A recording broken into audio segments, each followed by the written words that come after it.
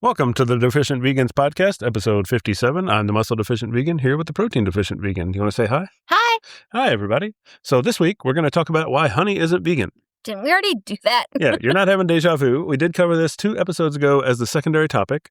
Our main segment here this week is a replay of that same segment because we got a lot of discussion going on about this one. Discussion or constant barrage of trolls? There was some discussion, and we feel like it deserved a title episode. I agree with that. Yeah. So if you already heard that episode, feel free to skip this one entirely or just skip over the main segment. We also have a bite-sized coaching segment this week about working out at home or with minimal equipment. But first up, new news. New news. So the first piece of news we have here is from Britain. Viva conducted a poll of 2,000 members of the public in the UK, and 74% of those people surveyed believe that farmed chickens in the UK are no longer kept in cages. They believe that because there was apparently a ban in 2012 on certain types of cages for chickens. So the public has just kind of assumed that that meant chickens are not allowed to be kept in cages at all, which is not the case. Or they never even read that and have no idea and are just guessing. Yeah. I don't know how the news reported over there at the time, but people really just tend to look at headlines. Yeah. But apparently they can keep chickens in cages. They're like new enriched cages, and they basically, from my understanding, have to have the space of like a normal piece of paper basically to stay on. What a ridiculous thing to call a cage. Yeah. An enriched cage where you're shoved in there with like hundreds of other chickens standing on like a tiny little tiny piece of paper. Yeah. I guess the old style of cage was called a battery cage, and that's the one that was specifically restricted. Not that uncaged is much better. Yeah, it seems like most people in the UK just have this vision that all their chickens are free roam now. Yeah, well, I was reading the article. It said 95% of all the chickens in the UK are factory farmed. Yeah. So you're wrong. Unfortunate. I think it was like 95% of the people who knew about the new cages did not approve of the practice. Yeah. So it's something they care about, but they still eat chicken. Oh, I also saw in that article that apparently more than half of the people asked in the UK did not know that cows had to be pregnant in order to have milk. Yeah, which honestly, like, it's so obvious, but it's something I never thought about. Like, it's not that they have to be, well, first of all, I never even considered they had to be pregnant to have milk, but it's also like the fact that you want them to be producing milk constantly, so they have to basically constantly be pregnant, more or less. So, yeah, no, it's crazy. It's definitely not something you think about unless you're looking for this information, which I think is true for most of this information. Yeah. Unless you're seeking it out, it's not going to be given to you. Yeah. I think there's a period of time, like after they have the baby, obviously they keep producing milk, but I think they have to be impregnated like once a year or something. Yeah, it's pretty frequent. Yeah. The next piece of news is that Beyond Meat is debuting their mycelium steak fillets in U.S. supermarkets. They're starting out in Wegmans and H-E-B in the U.S. I love H-E-B. Yeah, I don't think we have either one of those near us, but no. They used to sell the mycelium steak on their test kitchen website. I think they do still sell it. Yeah. But it will also be available in supermarkets. It's basically a big steak fillet is what it looks like, so which is not really a product that we've had a lot of replacements for. Yeah, the macros on it are crazy. Yeah. It is 230 calories, 28 grams of protein, 3 grams of fiber, and only 1 gram of saturated fat, which is a big improvement over a normal steak. Yeah. I think it's probably closest to like meaty. Yeah. You had that before. I think they're out of business now. Yeah, I think so. But probably like the closest thing. Theirs was really good, so I could see this being pretty good as well. We'll have to try it out. We still have some. We bought it on the test kitchen a while ago, but I'm scared to touch it. Yeah. Well, the cool thing about this type of product is that this is something you could probably take out on the grill. So if you're trying to have like that cookout vibe or something on, you could use these mycelium steaks. I'm probably going to make you cook it because that kind of stuff really grosses me out on like a base level. Yeah, you probably haven't had steak in quite a while, right? No, and even when I had it, it was like almost against my will. Yeah. Cool.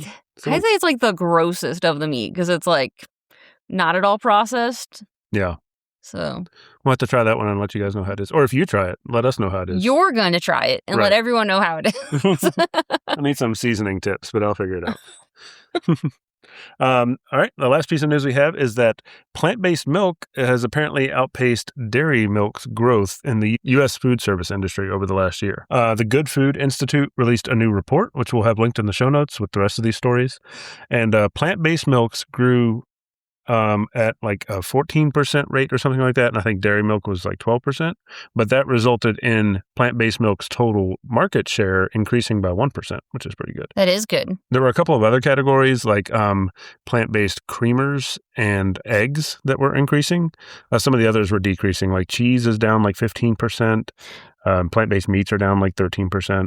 Yeah, so that one looked more like it was like the frozen type, because I think it said like your whole food types like tofu, tempeh. Right. I think they were like either steady or like 1% growth. Right. This was specifically about like the protein replacement, quote unquote, type products, which is still, it's kind of hard to talk about these because it's like, what is meat replacement really? Like we're just talking about other food. But yeah, typically that's like a Beyond patty, an Impossible patty. Although I did see chicken nuggets were up. The plant-based chicken nuggets specifically. Yeah, they had a breakdown of the different types of protein. Mm-hmm. They do have good vegan chicken nuggets. Yeah, for sure. Yeah, it seemed like a lot of the reason, though, is because the plant-based options are still, like, significantly higher.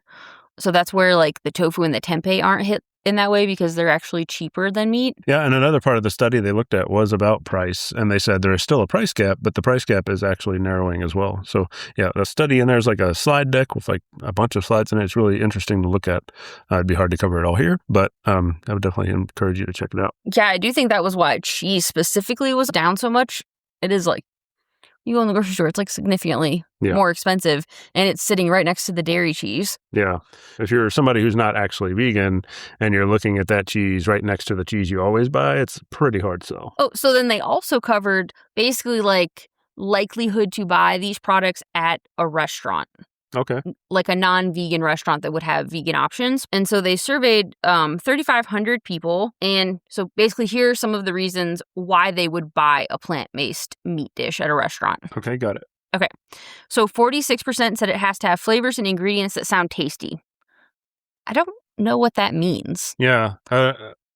I fear that means it doesn't say the word tofu. And I feel like if it said vital wheat gluten, they also wouldn't know what that meant, or TVP. Because they don't really list the ingredients in the protein. So. Yeah. I feel like that's really just a roundabout way of saying, like, we don't know what's in it, and that makes us not want to buy it. Which is fair. It probably does need better marketing. And that's another reason why we need to stop calling things like chicken. Like, you need to really familiarize people with what the actual food is underneath. I think that would take away some of the stigma of, like, everything's over-processed, too. Yeah, definitely. So 46% said it has to have flavors and ingredients that sound tasty. 40% said the taste and texture needs to be exactly like conventional meat. Wow. Which I just don't think is fair. Yeah. I mean, like, unless you're looking at, lab-created meat, it's never going to be identical. And that's like a high bar to hold something up to. And I also don't know, like, necessarily why it needs to be. Like, if it tastes good and you like the texture, I've come more and more, actually pretty quickly, but more and more around to, like, why does it matter what the animal product was like? Like, this is a good food. It tastes great. Yeah. So I haven't eaten animal products animals since I was 12. So the meats, I really have very faint memories of what meat actually tastes like. So that's not super hard for me. But, I did have dairy about 6 years ago. Yeah. So, like, that's one for me that I thought was going to be a big struggling point of, like, is mac and cheese going to taste like mac and cheese? Mm-hmm. But now it's just, it's like, is the sauce good? Yeah. Like, is this a good sauce? Yeah. I don't know. I just don't really think of it in terms of, like, it needs to taste identical to cheese anymore. Right. Is this a good macaroni pasta dish, basically? Yeah. Yeah, exactly. I feel like kind of an excuse, but let's move on. This one was interesting. 35% said they would choose it if the menu showed it as high in protein. Oh, that is interesting. Yeah. And I don't think restaurants do a very good job of doing that at all, especially on vegan stuff. Yeah. Even the ones like, Alice and Friends in Chicago is really good about having like some solid protein options, like seitan and soy protein, stuff like that. But they don't really market it as like, this is high protein, or even say how much protein it is. So even the restaurants that are really leaning into like the best protein options for vegans still don't really lean into that number or anything. Exactly. I think this also plays into people not understanding what ingredients are in these products. So like, if you don't know if it's soy and you don't know that soy is high in protein, or you don't know what the heck vital wheat gluten is, you're going to have no idea it's high in protein. Right. So, yeah, I think if omnivore restaurants want people to pick the vegan option, maybe they should market it as high in protein. Maybe they should put some of the macros in there. Right. It kind of reminds me of, weren't we talking to Stu from Veganuary about the sausage rolls or something? Oh, yeah. I saw somebody else talk about those last week. Yeah. But basically, someplace in the UK always is very known for their sausage rolls, and then they started offering like a vegan sausage roll. Right. But apparently, I think this is the same place, but I saw like an Instagram reel where they had the macros next to it, and the vegan one actually had a little bit more protein. So like people were just choosing it because it's like, Yeah. it has more protein. Yeah. I mean, there are a lot of people who pick like a meat to get the protein. So if you give them something else that's more protein, they're like, okay, I'll try that. Yeah. Yeah. Honestly, this is kind of in line on a lot of my recipes. I've been trying to like figure out how can I make my like stuff reach omnivores that just have an interest in high protein foods, because I feel like my stuff only reaches vegans, which is great. That's what I want. Right. But it's like, also, I'm not necessarily saying I can convince a bunch of gym bros to go vegan, but if I could convince them to switch, you know, some dairy product for a vegan product, that'd be a great thing. Yeah, if you could at least convince them they don't have to live in like chicken breast and rice hell, Right. you know, which is another, like obviously we don't want them to be eating chicken, but also that's like a really bland, terrible, boring diet that Exactly. a lot of them are committed to day in and day out. And we have a lot of other plant-based options that would give them just as much protein and be way more tasty. Yeah, and I just have no idea how to reach those people. Yeah. So that's been like a sticking point for me. But yeah, I guess that's a sticking point for restaurants too. Right. But at least they can put the macros on their menu and let people choose. Yeah.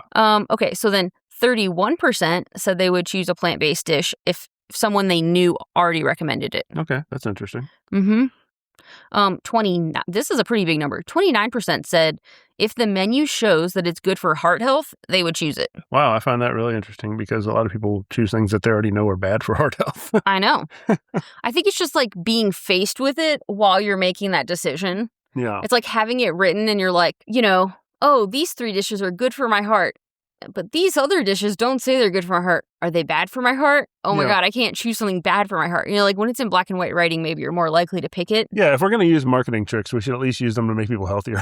So. I agree. Okay, so then 28% said they would choose a plant-based dish if it cost less than a similar conventional meat dish. Yeah, I could see that for sure. And that's always the opposite, Yeah. especially at omnivore restaurants. There's always, honestly, a pretty big markup on plant-based options, whether it's plant-based cheese on a pizza or plant-based protein sources like tofu. It's like, oh, instead of chicken, if you want to add tofu, it's an extra $2. And it's like, what the fuck? Exactly. It's like add a scoop of chicken for $1, add a scoop of tofu for $2 or $3. You're like, oh, yeah, exactly. That doesn't make any sense, really.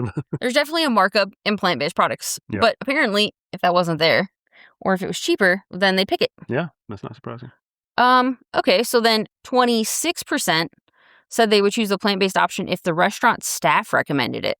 Ah. Which I thought was interesting. That is interesting. Because, you know, a lot of people go and they're like, oh, tell me like what your favorite menu option is. Yeah.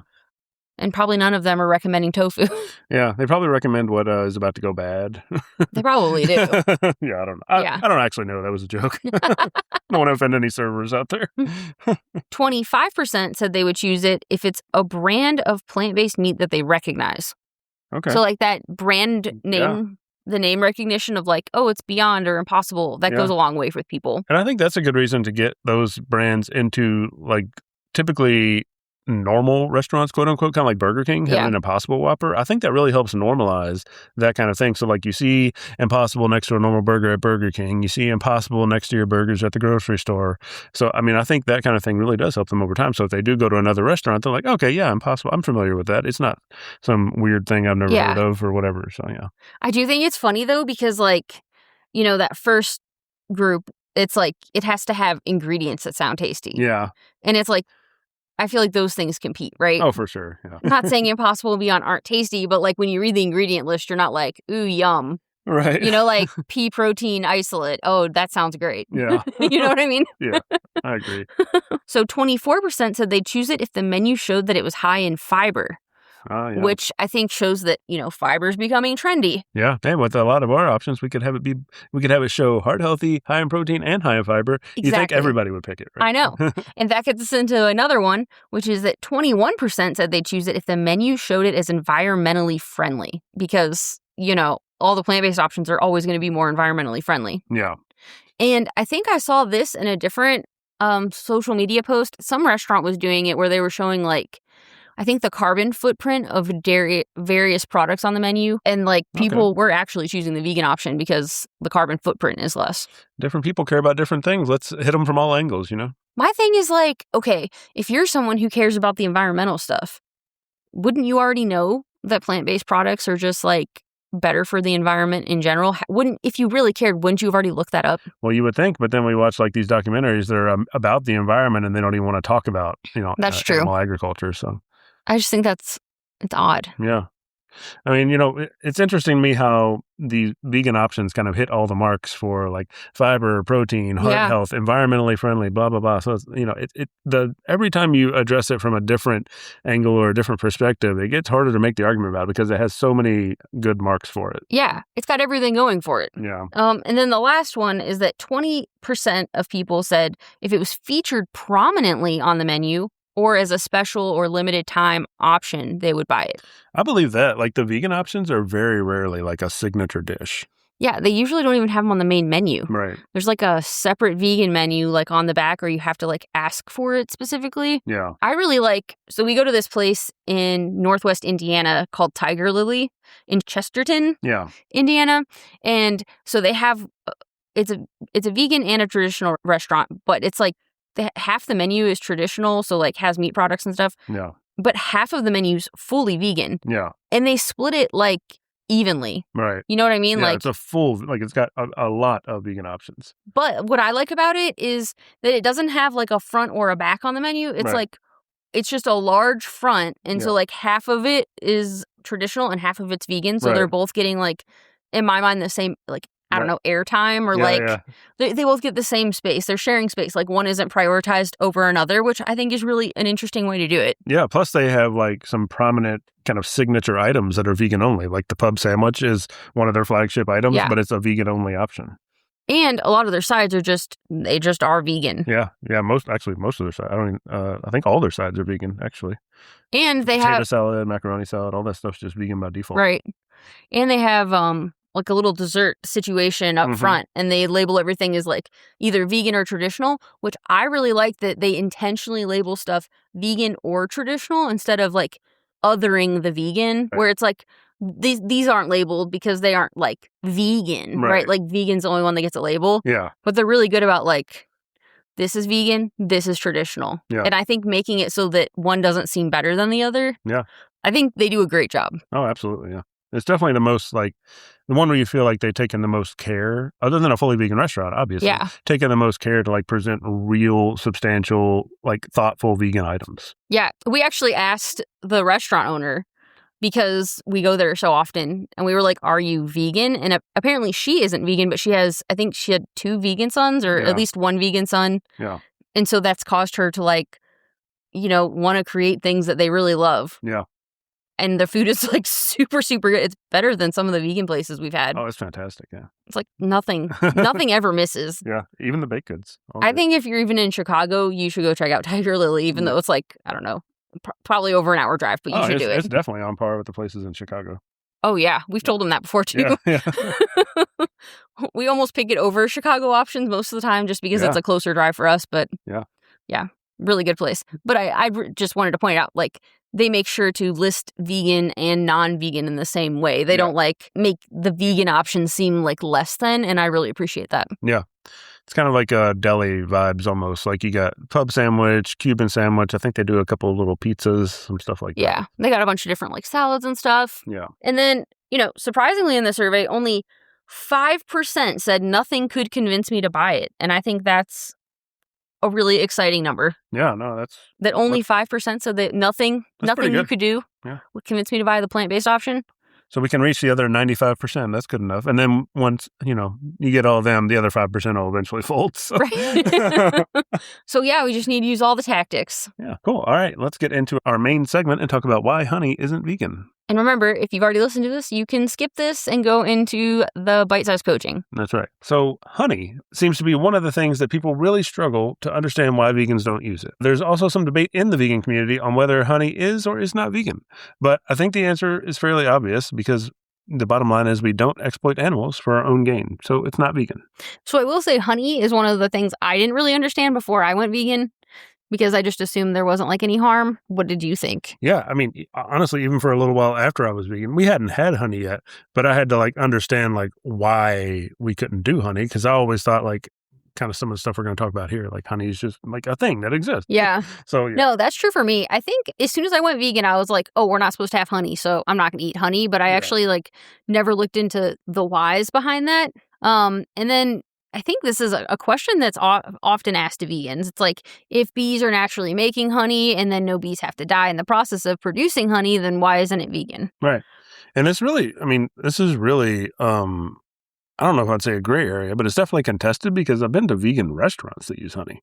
Yeah, I think there are a lot of plant-based restaurants that call themselves vegan restaurants. And it's like, I think they're like health-focused plant-based restaurants, but they like to use the word vegan, which can be a little confusing because vegans aren't eating honey. Yeah. I mean, I've seen at least one restaurant that has the word vegan in their title, and they apparently use honey. Yeah. So. Yeah. Yeah, and I think another thing that confuses non-vegans is that because honey is seen as like a healthy thing, a lot of non-vegans think that vegans are vegans for health. So they're like, if honey is, unquestionably healthy, then why aren't vegans eating it? Yeah. I mean, that's not really a great argument because... I know. Yeah. But I've seen it. Yeah, for sure. And then, so I think let's start with, what is honey? So first off, bees are not making honey for humans. Obviously. Yeah, that makes sense. They don't care about us. They don't care about us. We're just these big giant things. That they hate. Yeah, that they hate. And they want to sting you. No. No. But honey is actually their primary food source, and it's their energy supply for the winter season. I don't think I really realized that it was their primary food source. Like, I think I knew they ate it, but I never really considered that that's like why they were making it is to make food for themselves. Yeah, it's interesting because, I mean, I guess... unless you go seeking out this information, I think everyone's limited knowledge is Winnie the Pooh steals honey, of which there seems to be an abundance in beehives. Way more than the bees could ever use. Yeah, so then that seems fine, I guess, question mark. But then also honey is pitched as like this like super healthy thing that'll keep you from being allergic to wherever you live.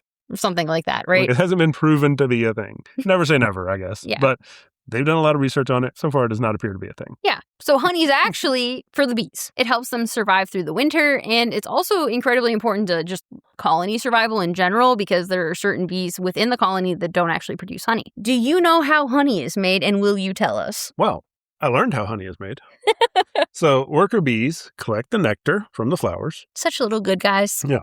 They fly the nectar all the way back to their hive. And you've probably seen bees with like stuff all over their back. That's how they get it there. They just like basically get in the flower, roll around in it. It's all attached to them and they fly back to the hive. Okay. You want to know what I have seen? What? I've seen really cute pictures of a little tired bee that's all fuzzy that falls asleep in a flower and he has pollen on his little butt and it's so cute. That's how it works. And they're just sleepy and they just sleep in the flower. Yep. So once they get back to the hive, they basically regurgitate it over and over again and they pass it between multiple bees. Honestly, this is kind of gross. I'm not sure why people eat it. Yeah. You're eating bee vomit that's passed between many bees. Yeah. So, and then the enzymes in their little bee mouths break down the complex sugars and turn them into simple sugars. Then the bees fan their wings to dry it and remove the excess moisture. What do you think about that? That part. That sounds kind of adorable. Yeah, it's pretty cool. Then they seal it in wax honeycombs so that it stays good for a long time. This is kind of stupid, but like I, for some reason, never thought about where does the bees' wax come from. So I was reading about it when I researched this, and I guess young female worker bees that are between 12 and 18 days old, they make the wax by consuming honey and converting its sugars into wax inside their bodies.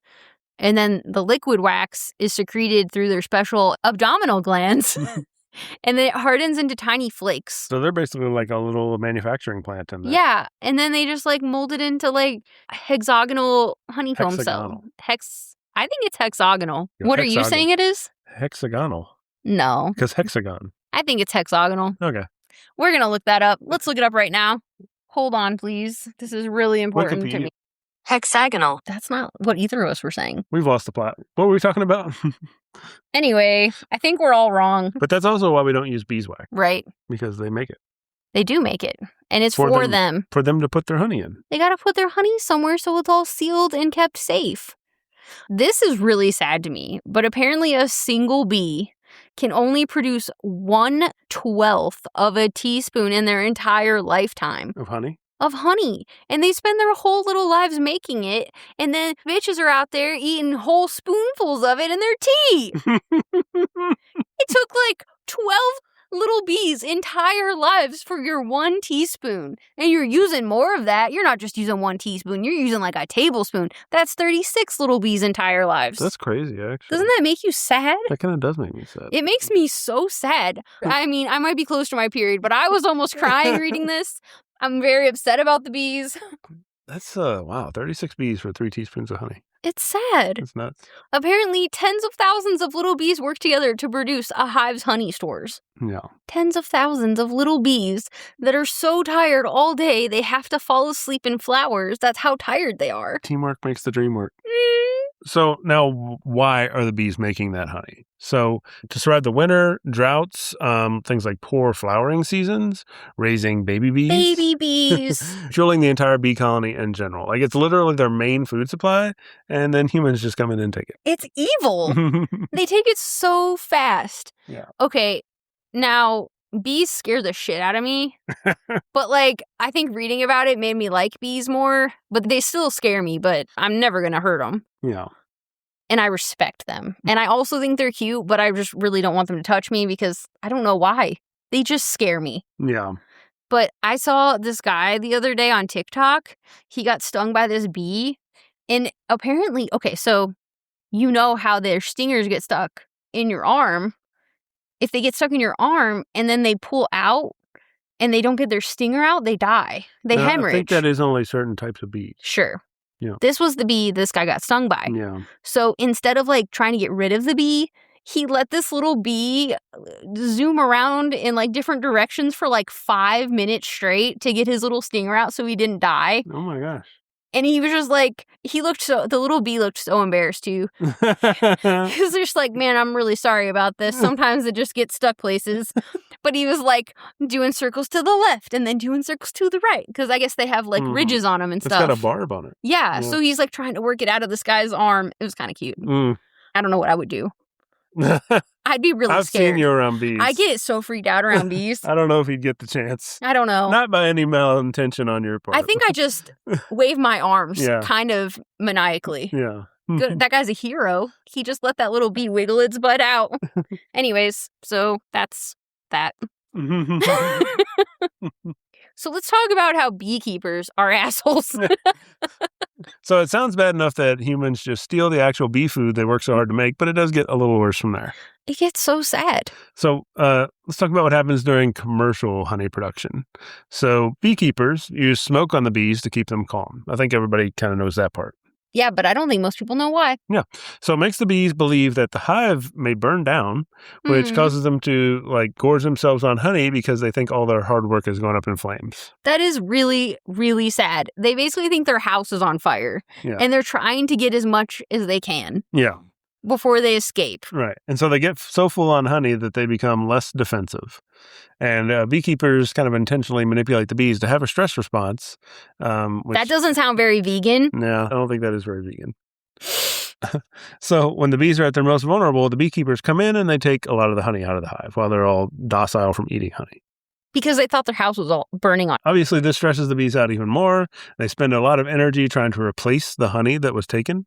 And also the beekeepers will sometimes replace the bee honey they took with like corn syrup or sugar syrup. That's a shitty replacement. Yeah. And the reason it's a shitty replacement is because honey contains things like enzymes, amino acids, antioxidants, and some nutrients and natural antimicrobial compounds that keep the bees healthy and well fed. But regular sugar syrup doesn't really have most of those things. Humans suck at bartering. That is a horrible trade. Yeah. It's sad. It actually is really sad. And then apparently other common commercial honey stealing practices also include artificial insemination of the queen, which we don't like that, clipping the queen's wings. They're clipping her wings? That's sad. She needs those. Then sometimes they'll even replace the old queen if she's not being productive enough with her, little army of bees. Yeah. That's shitty. They should get to vote on when the monarch's replaced. Yeah. But even worse, they kill older queens. Wow. It's like some Game of Thrones shit. I know. Why are humans messing with a monarchy of bees? And also stealing their food. Yeah, I mean, this does seem to make the argument that honey's not vegan for sure. It's really upsetting because I'm just imagining, okay, the closest I'm going to be able to get is Bug's Life. But I'm just imagining like the ant queen. I loved the ant queen in Bug's Life. Yeah. And I loved the little ant princesses. Yeah. I'm just imagining them clipping their little wings. It's super sad. Some of the other things that happen are the male drones are often removed because they're consuming the resources, but they don't produce honey. Yeah. So most people assume that bees don't die during honey production, but that's not really true. Yeah, apparently there are accidental deaths where bees can be crushed during inspections, killed by machinery, and trapped during transport. I mean, it makes sense because you're pulling the honeycombs and stuff in and out all the time. Surely you're going to. They're not some super bees. Careful. Yeah. Also, I read that sometimes they will kill off entire colonies of bees after their pollination contracts are up because it's cheaper to buy new bees than it is to keep those alive through the next season. No, that's sucks. Fucking ridiculous. Especially when we have, I keep hearing about the bee shortage. I know. We'll get into that too. Yeah. And we're not saying every beekeeper does this, but it is a practice within the commercial honey industry. I know there are some beekeepers out there that are very protective over their bees. I still don't think it's vegan. I mean, I think if they wanted to be really nice to their bees, they'd let the bees keep their honey. That's true. Yep. So that's that on that. So now we're going to talk about some environmental impacts. Did you know that honeybees aren't actually the only bees or the only pollinators? Well, I knew they weren't the only bees, but I guess I didn't know. Well, I guess bumblebees are pollinators, so I guess I knew that. Yeah. So apparently, honeybees are managed as livestock in many parts of the world so that humans can steal their honey because they're very efficient at producing honey. But there are actually a lot of native bees as well. Like you said, bumblebees, mason bees, leafcutter bees. Isn't that a cute little name? Leafcutter? Yeah. Mining bees, sweat bees, and carpenter bees. And a lot of the native bee populations are decreasing. Right. Yeah, I've heard about this for a long time now. Well, so high densities of honeybees can actually be bad for the native bees. Oh, interesting. Because they're basically competing for nectar and pollen with the native bees. Okay. So, they're coming in from places that they shouldn't be, and then they're competing with the bees that already live there. So because we're breeding honeybees to make honey for us, that makes more honeybees, which are worse for the other bees. Yeah. Okay. So, because we're breeding them, they can spread parasites and diseases more. Yeah. And alter plant pollinator interactions. Yeah. And in general, it just kind of hurts the natural biodiversity, which would have a bunch of different pollinators. Right. It wouldn't be the vast majority honeybees. Right. And if you think about it this way, if we are forcing a large majority of honeybees, and then you have a disease that could potentially wipe out one specific type of bee, and now all we have is honeybees, how are we going to pollinate our food? Yeah. Because, you basically, screwed over the native bees. And, a lot of people assume that our crops won't be pollinated if not for beekeepers keeping the bees. But that's not really true because there are lots of pollinators. Yeah. And then wild pollinators can sometimes pollinate certain plants more effectively than honeybees can. Well, they, that's what they do, so. Yeah, it's just, their natural skill set. And then, other pollinators, some of the other native bee species, sometimes they'll visit flowers under different weather conditions than honeybees would. Yeah, they work a different shift. Yeah, exactly. Yeah. They complement the honeybee population. That makes sense. Yeah. So protecting the native pollinators is actually more beneficial for the long term than managing honeybee colonies. Which, I think makes sense because, that's how it's been for thousands of years before we started, fucking around with honeybees. Yeah. Who would have thought that nature is better at doing nature than corporations are? Me. So, even if you're buying locally from beekeepers who seem to care for their bees and don't kill their bees, we are still taking food from bees that is meant for bees. So, definitely not vegan. And I think that's that. Yeah. And I know one thing, I think the bees make more honey than they'll use, but that doesn't necessarily mean that we should take the honey. Because again, they are stocking for other things. Well, they're stocking up so much because things might happen. They think and I guess maybe these things wouldn't happen in a honeybee farm or something, but they don't know that. So they're just stocking it up for issues that might happen. Maybe the beekeeper will die and they need all the honey. Right, exactly. But also, they don't understand that they're being bee kept. Yeah. Right? Like, they just think, I need all of these stores because, like, winter might happen or, like, something might happen with the flowers and I may need the stores. And then even if those things don't happen and they have excess, if the beekeepers are taking it, that kind of freaks them out because they're like, well, oh shit, I don't have as much as I need. So then they work harder and harder and harder, which reduces their lifespan, and they just live a very stressed life. They're just little preppers. You won't let them prep. I feel such a kinship after hearing all of that because I'm also a prepper. What are some of the alternatives to honey? Well, we have... There are a ton. Some of them are like maple syrup. That's a big one. That just comes out of trees. Yeah. Agave syrup, date syrup. We have some agave in our fridge. Brown rice syrup, sorghum syrup. Dandelion honey. You can make your own dandelion honey. Apple honey. We should make dandelion honey. I get kind of stressed out, like, is there a good way to wash dandelions and make sure they're not, like, dirty? The pollen in flowers isn't typically what people are allergic to, but I just don't know how I'd feel about, like, eating dandelion honey, because I do have a pollen allergy. So we'd have to look at a little more. I mean, I guess you're just going to have to not be a little bitch about it. Yeah, I guess I will. There's also bee-free vegan honey. Yeah, we've bought this before. It tastes very similar. Yeah, it tastes basically the same. Yeah, and I think with the bee-free vegan honey, I'm pretty sure that the people that are making it are actually, like, throwing it up and stuff over and over again. Bonus! They're not. You should still buy it. It's not gross. It really does taste just the same as honey to me. It does, yeah. I can't notice any difference at all. Yeah, I tried it because the only way I can eat tea is if it's 50% honey because I hate the taste of tea. Yeah. So, tried it in that. It also, like, looks the same consistency. It has the same... I mean, it's, like, identical. Yeah, it is pretty much. So if you want to help bees, some of the things you can do are plant native wildflowers. We plant, not a huge patch, but we plant some wildflowers in the backyard. Also, we plant flowers, like, in the middle of our garden. Yeah. So the bees can come and help pollinate our garden plants and stuff like that. But, it's a win-win. Yeah. We don't know where their hive is, but we wouldn't steal their honey even if we did. Also, try to avoid broad-spectrum pesticides that could cause issues for the bees. Yep. This one, I mean, this is like if you want bees in your yard, but the suggestion is to leave some areas in your yard less manicured so that they can, like, nest. Yeah. Maybe not if you have, like, dogs or, like, small children running around. Yeah. I don't know. I mean, we're growing the flowers. I don't know if we're going to let the grass grow wild for bees, but we do have the flowers. Yeah. Also, you can grow flowering plants that bloom across multiple seasons. Well, not necessarily flowers, but plants that flower.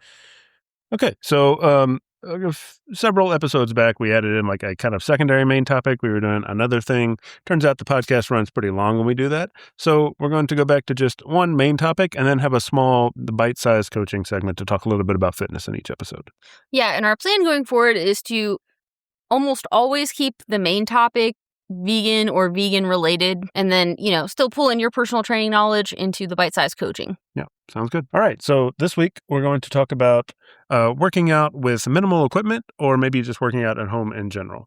So maybe sometimes you want to start exercising, but you don't have much, if any, equipment or nearby gyms available to you. Or maybe you just don't have time to go to the commercial gym once you factor in, like, drive time, waiting around for the machines, stuff like that. Yeah, going to the gym in person, it can add like 30 minutes to an hour plus. Oh, for sure. It's like you have maybe a 45-minute workout, but it's going to take you 2 hours maybe to, like, go there, get changed or whatever, do the workout. Maybe if you shower at the gym, all that stuff takes a lot of time. Yeah. So, not to mention the waiting on machines. I've spent so much time just waiting on a squat rack to free up in my life. Sure. Yeah, that's definitely true. Yeah. So let's talk about how to maybe get in a good workout at home first. If you don't have any equipment at all, you can still make good progress with bodyweight exercises. Yeah. So things like push-ups, lunges, where you're just kind of one leg at a time doing walking lunges, stair calf raises, which is still actually how I do calf raises. You just stand on a stair and, like, do a calf raise. Basically, hold on to the rail, you're fine. Very effective. Oh, yeah. And then crunches, things like that. There are some good bodyweight routines in the Bodyweight Fitness subreddit wiki, which I'll link in the show notes too. Now, the one thing about body weight exercises is that you'll probably need like higher reps and more sets to really challenge yourself on some of these, especially after a few months of progressing. Right. Now, there's a certain point where a lot of these exercises, like your body weight isn't going to be enough to challenge you anymore, really, which is why typically you would move into weights eventually. But if you don't have that option, you can kind of increase reps, increase sets, and things like that. If you maybe have some minimal equipment, like if you can manage to swing some resistance bands, which is like big rubber bands, you can get them on Amazon or Walmart or wherever you buy things. Dick's Sporting Goods. Yeah. Or if you can maybe get like 1 or 2 pair of dumbbells, like maybe even on the lighter end, those can help a little bit. It gives you more options for things that may be too challenging with your body weight in some cases. So if it's something where it's like, okay, I can't really do a push-up, but I could do like a chest press with some 10-pound dumbbells or something like that. Like that's going to be easier than your body weight. So that is useful for that. In other cases, it can actually add more challenge in addition to your body weight. So something like a lunge, where it's like, okay, I'm doing lunges with my body weight. That's getting a little too easy. Now I carry these dumbbells while I do it. Add a little bit of weight.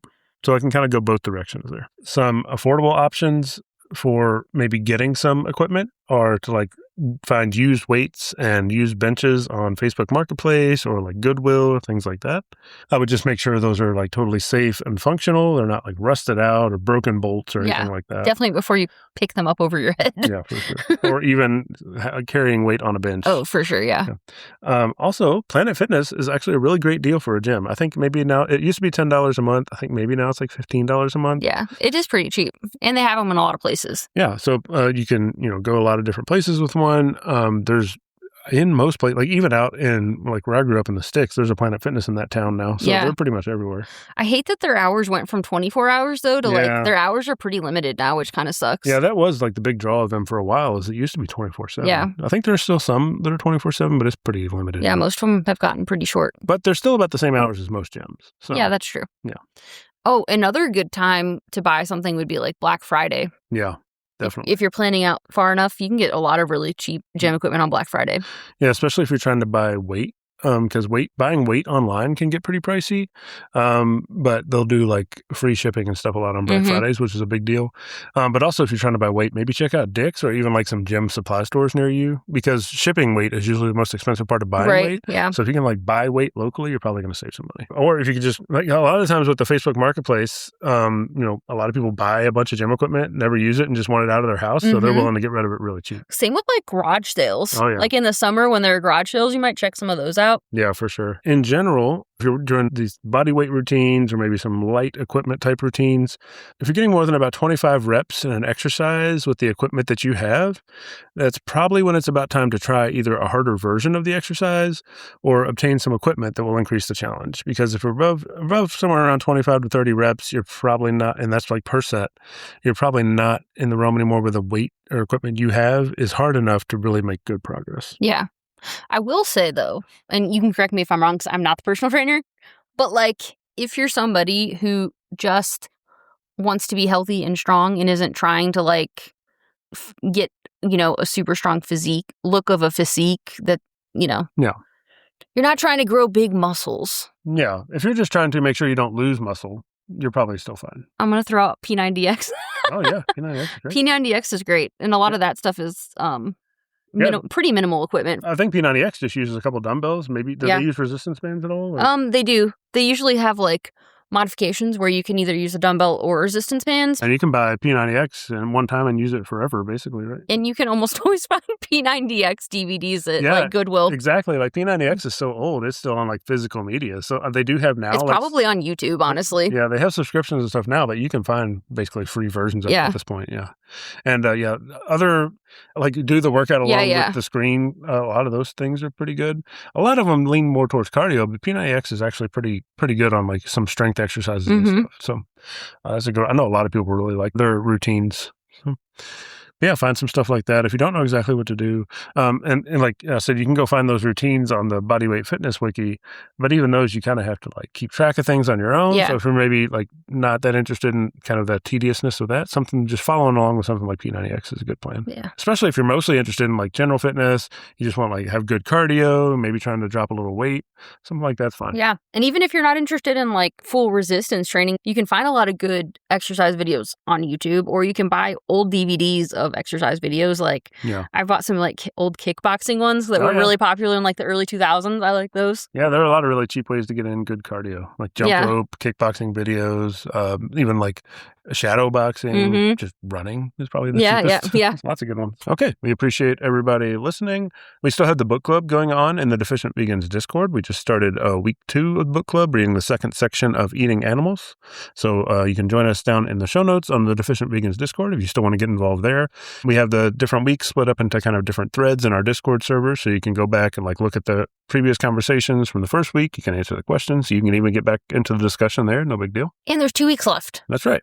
And then we'll pick another book. If you're listening on Apple Podcast or Spotify, if you could leave us a rating or a review, that helps us out a lot. If you're listening on Spotify or YouTube, you can leave us a comment. We like replying to those. If you want to reach out to us directly or see our blogs, you can go down in the show notes. You can find our social media. You can find the Protein Deficient Vegan recipe site, the Muscle Deficient Vegan fitness blog site. Also, on the Muscle Deficient Vegan site, there is now a button to look at coaching options. I'm accepting new clients. So if you're interested in personal training, online coaching, or even just nutrition coaching, you can check that out and look at the options there. All right. Do you want to say bye? Bye, guys. Bye, everybody.